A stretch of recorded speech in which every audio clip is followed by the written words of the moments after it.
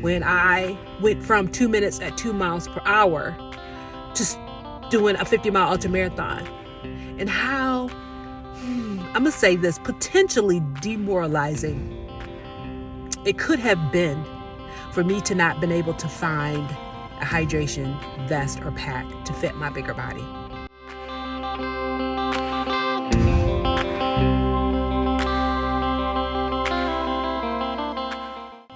Howdy, everybody. It's your girl, Charlotte. This is the 30th day of being a full-time CEO for Conscious Gear. And, I need to say that this 30 days have been okay. It's been okay. I still feel like I struggle. But I wanted to just talk about a couple of different things, and I don't want to be here long because this is just only the beginning, honey. This is only the beginning of being a full-time CEO, as far as I can tell. My little lips are dry. Anyways, so this is a couple things I learned. Number one is that my energy, my physical energy is incredible. I feel like it's off the chain. Like, I feel so good. I don't know. I think I might have said in one of my earlier videos, and I will post the video that I posted on the very first day. And I said I wouldn't post it until I got through my first 30 days. Because I don't even know what I said, but I want to see what I said on that first day. It'll be interesting to see what I said. Anyways, just physically, I feel incredible. Like, my energy is at an all-time high. I feel good. I think more than anything, I feel good about the work that I'm doing, right? Which, it doesn't feel stressful. It really does not feel stressful running this business. It feels like I feel humbled and honored to be able to do this good work, to really provide a piece of gear, especially around an issue so important as hydration, for those of us in bigger bodies that are really taking the initiative and the steps to live a better life and to ensure that despite the size of our bodies, that we're healthy and we're well. And so I think for me, that energy, because of the energy, there's been this opening up of creativity. So there's like, there's like 100 million things I want to do, and they come at 100 million miles an hour. And I keep focused on VestaPak because I practice my 80-20 rule. But yeah, I just really have enjoyed, I just can remember getting up in the morning, going to work, stress, get to work, stress, trying to work out and get done in time so I can get to work, stress, just dealing with folks on a daily basis, stress, meeting deadlines, just doing stuff that I don't love, that I don't really connect to. And I think what I've learned is that I was good at what I did, and then I wasn't. And I think a lot of it had to do with the fact that I've learned that I'm good at things because I chose to be good at something, right? I did all the hard work, the necessary work to be good at it and to do it. But whether or not it was something that I genuinely actually liked, I never even allowed that to come into my consideration. It was like, you got to do what you got to do to make a living. And I think what I realized is that when you're doing stuff for the sake of doing it, or doing it, for an outcome, maybe money, that's important. Not denying that if it's not really you, it can really suck a lot of energy out of you. That's what I'm learning.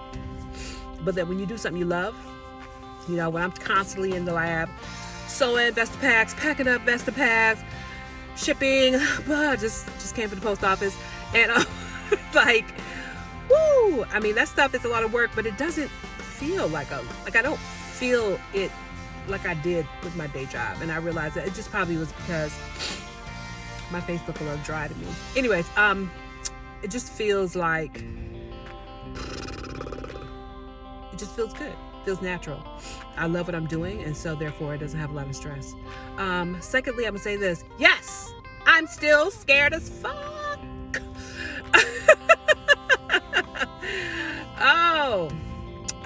Nothing has happened in 30 days that make me think, oh my God, you're going to take off and you're going to make $1 billion, trillion.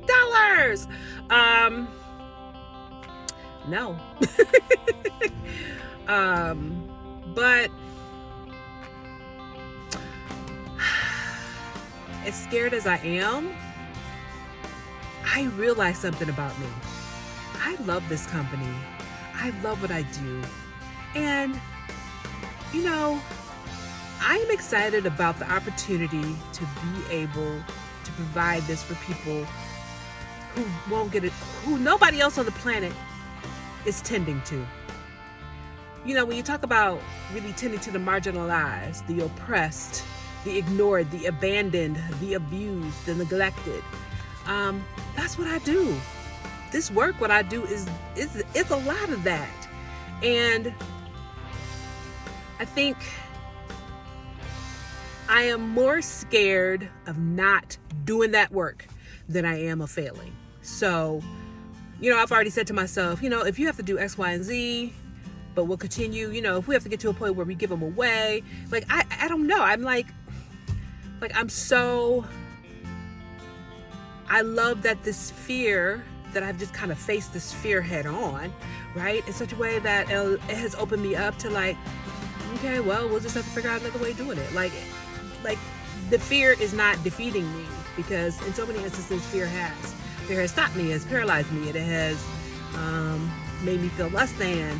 But this fear is like, I think this fear is real, valid, and I don't know. I feel like it's fuel.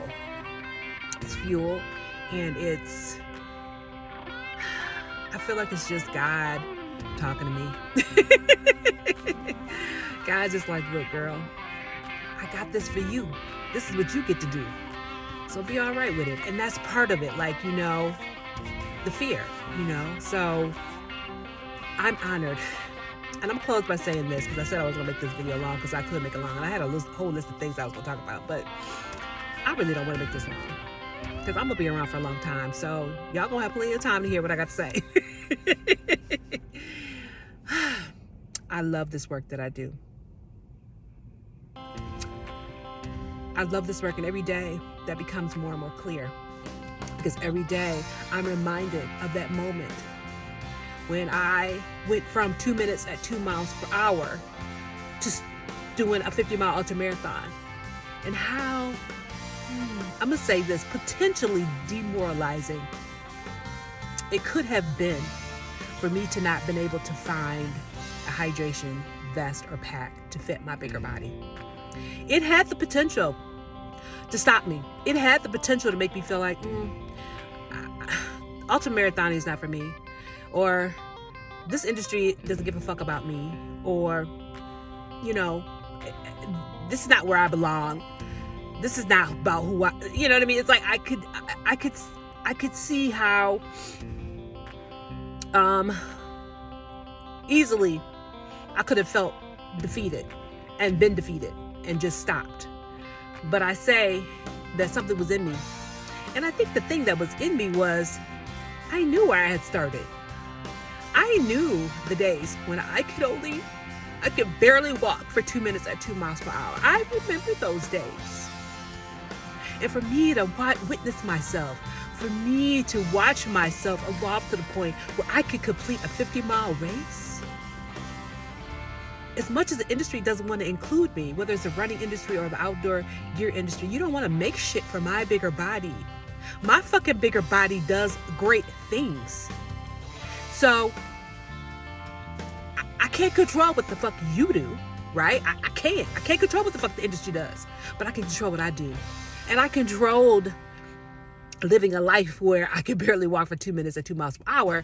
And I controlled it in such a way that I did all the necessary steps. I did all the necessary training. I took all the necessary mental and physical stamina, endurance, strength to get me to the point where I could do a 50-mile ultramarathon. And guess the fuck what? You didn't give a fuck enough about me to make sure I had gear. And that's all right. That's all right. But I knew at the end of the day, I couldn't control you anyways. However, I was going to control what I do. And I do get to do this. That when I sign up for a race, they don't give a fuck about what my height is, my weight is, my skin color is, my gender. They don't give a fuck. They take that money because it's green. My crossing the finish line and getting that medal is because I did that. No one carried me. No one ushered me. No one helped me. No one encouraged me along. No one said, come on, Charlotte, we'll let you pass up 10 miles. They don't let you do that. They make you do all 50. And you got to verify it at so many different points, because if you didn't do all 50, they would not hand you over the medal, okay? And so I think my journey was about getting to this moment, because I was just thinking the other day, like, had you told me 10 years ago that I would do ultramarathon, I would be like, you've lost your mind. Had you told me a mere 5 years ago you would own an outdoor gear company, I would be like, I would go buy one of those like suits, wrap you up in it, and drive you to the mental institution, because I'll be like, you cry, you don't go real cry, go real, and I'm gonna help you get to where you need to so you get some help. And what I realized in this moment, like what I realized when I was thinking about that, was that, Charlotte, it's okay to be scared. It's okay to not know, because you didn't know before. You didn't know what was possible. So this is just the same thing as what has happened before. So what is important for me, what I realized in this moment today, on the 30th day, is that we don't know where the fuck we going. We have no fucking idea. I don't care. But this is what I know. What I know is that wherever I'm going, it's fucking spectacular. It's unbelievable. It's going to blow my fucking mind, because I'll be like, yeah, because I couldn't imagine myself doing ultra marathons. I couldn't imagine myself owning an outdoor care company, but here I am. So imagine what could happen. So Shar, yes, feel the fear, embrace it, let it be what it's going to be, and just the same way you put one foot in front of the other to get to the point where you could do a 50-mile ultra marathon is the same thing you're going to do for this business. You do. And I witnessed myself just taking those little steps, like doing this 30 days. I wish it was 13. No, doing these 30 days videos. I was not a 30-day girl. Just witnessing myself grow, witnessing myself challenge myself to do different things, like do lives, just sharing my life, sharing my journey. It has been, I've enjoyed it. I really enjoyed it. And I'm humbled. I'm honored. I feel blessed to be able to do this work. This is not about a business, y'all. This is about telling folks, 68% of us, which is the majority last time I checked, that look, your body is not the problem. The lack of gear and outerwear and activewear for your body so that you can be fit is the problem. Because really, you cannot discern the level of a person's fitness by how they look.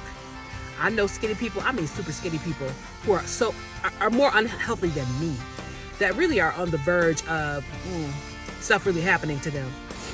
And I think there's this misnomer about health and size. You know, health and wellness is a choice and a decision, and it corresponds with actions. So,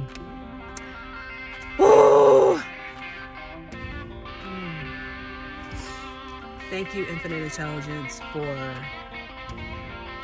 co-conspiring with me to create Conscious Gear to help bigger body folk get their hydration on, okay? And thank you for working with me, for leading me out of moments when I felt like I wasn't worthy, leading me out of moments when I didn't want to live, leading me out of moments where I didn't take care of myself, leading me out of moments where I wasn't physically active, leading me out of moments where I was severely depressed, leading me out of those dark, toxic, negative,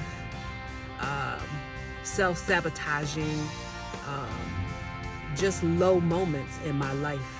You led me here, and for that I'm eternally grateful. I'm eternally proud of myself for doing my part. A lot of times I feel like it's not a lot, but obviously it's enough. And so, look, fam, I will see y'all out in these outdoors. Thank you for supporting me. Thank you for being here. Thank you for watching this video. Thank you for being on this journey with me. I appreciate you. And just let the world know that I'm here, and that I care, and that I see you, bigger bodies, and I see that there is a path forward as it relates to your health and wellness. You're going to be fit in that body that you're in. I'm not asking you to change your body. I'm just asking you to move it more, and I'm asking you to be consistent about it, and I'm asking you to hydrate it. That's all. It's simple, but it worked for me. And I know if it worked for me, it could work for you. Peace and love.